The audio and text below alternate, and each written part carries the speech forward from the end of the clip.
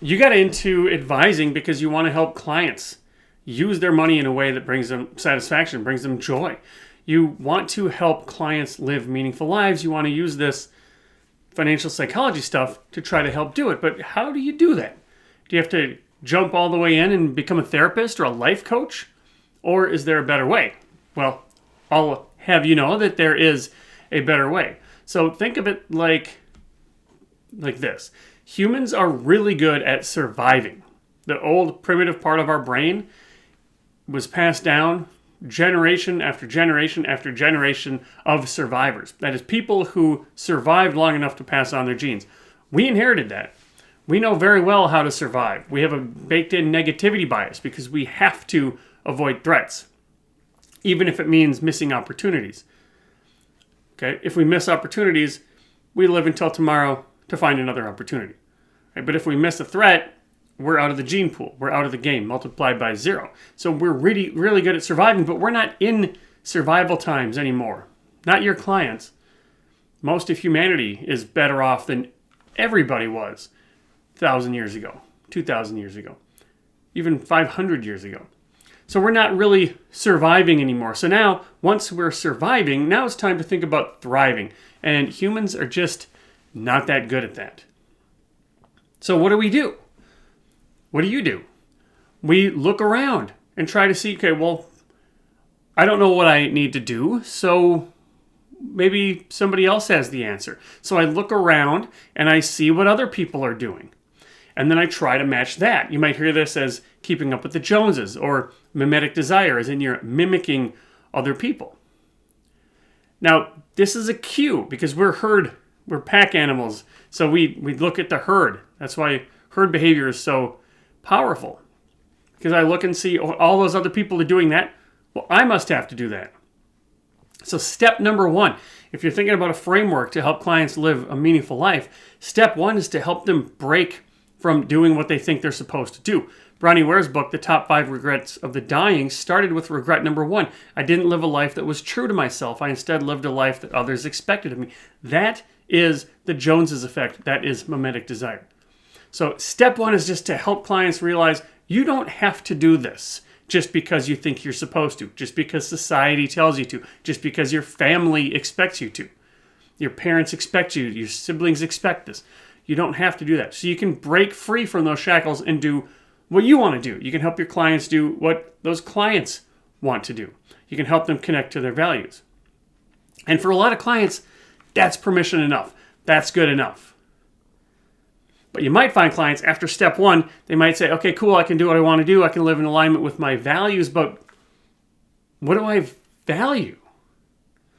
Because I might not actually know.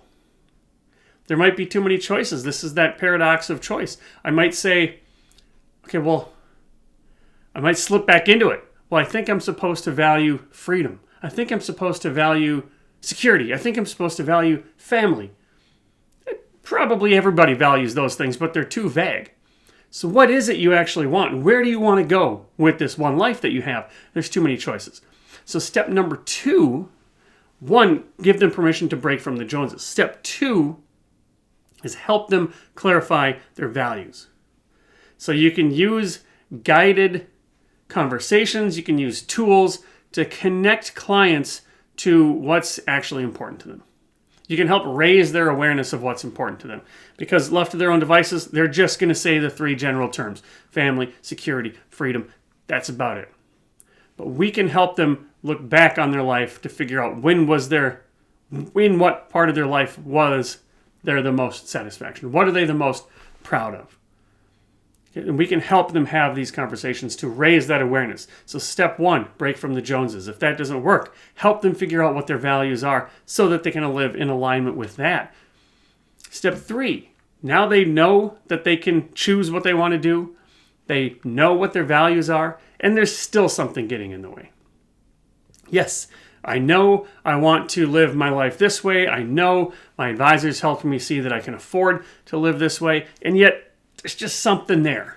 So that's where we enter financial psychology. Financial psychology takes a look at all the past experiences that you've had that have created rules, money scripts, that you subconsciously follow. And sometimes these are so powerful that we don't even know that they're there. Our grandparents' voice is there, our parents' voice is there, our ex-spouse is there, telling us that we should or shouldn't do something, or that it's wasteful to do this, or it's boastful to do that. And by helping clients uncover these stories, we can then bring that from the subconscious into the conscious, from the elephant down into the rider. So now they get to decide, is this a helpful story or not? And then at the fourth level, and only at the fourth level, you enter the realm of financial therapy. And this is when people have something that they can't get past on their own. And this is where a financial therapist or a general therapist can help untangle what they've got going on. So you don't have to jump all the way into being a therapist. You can start with helping break from what they think they're supposed to do. Help them uncover what their values are. Help see if there's any narratives that are keeping them stuck. And then find somebody to help them heal. Because at the end of the life, you've got your one life to live. And like Frank Sinatra says, let's do it our way. That's meaningful living. And we can help clients, you can help clients decide what they want the rest of their life to look like. Hey, Derek Hagen here at Money Quotient. If this was interesting to you, if this is something that you want to learn more about, this is the kind of thing that we teach at Money Quotient. We teach financial advisors communication skills, facilitation techniques. We teach them about life planning.